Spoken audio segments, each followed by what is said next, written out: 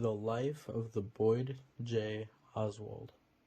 After the tanker ran around on Simmons Reef, small boats gathered for days, crowding like piglets near a sow suckling fuel, 900,000 gallons.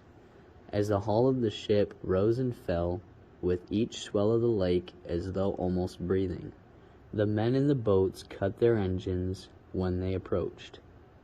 They stubbed out cigarettes in the sludge of old coffee, and took what was not theirs to take.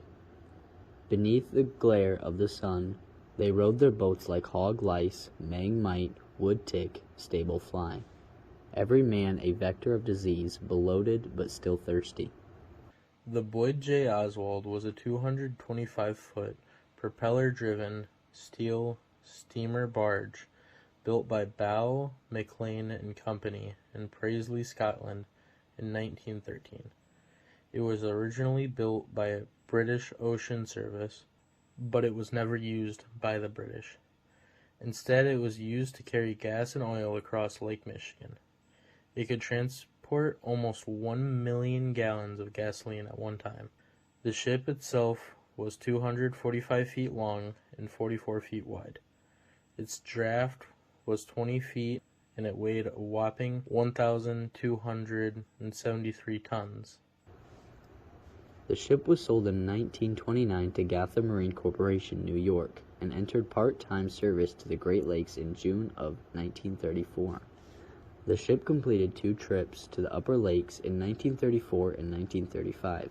Its very first trip to the Upper Lakes was navigated up Wallen Canal on June 19, 1934. On November 11, 1936, during a winter storm, the ship was traveling across Lake Michigan with full cargo. Due to the heavy ice and the storm, the ship was pushed around into Simmons Reef, located between Beaver Island and the Upper Peninsula. The captain corresponded with a tugboat to get help.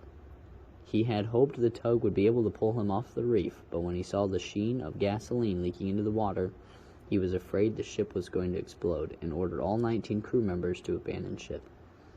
The crew was taken to Mackinac City by the Coast Guard, but the boat remained stranded until it was able to be towed to D.L. DeRocher Yard in Detroit, Michigan, and was declared a total loss. It was then scrapped by Great Lakes Steel Company.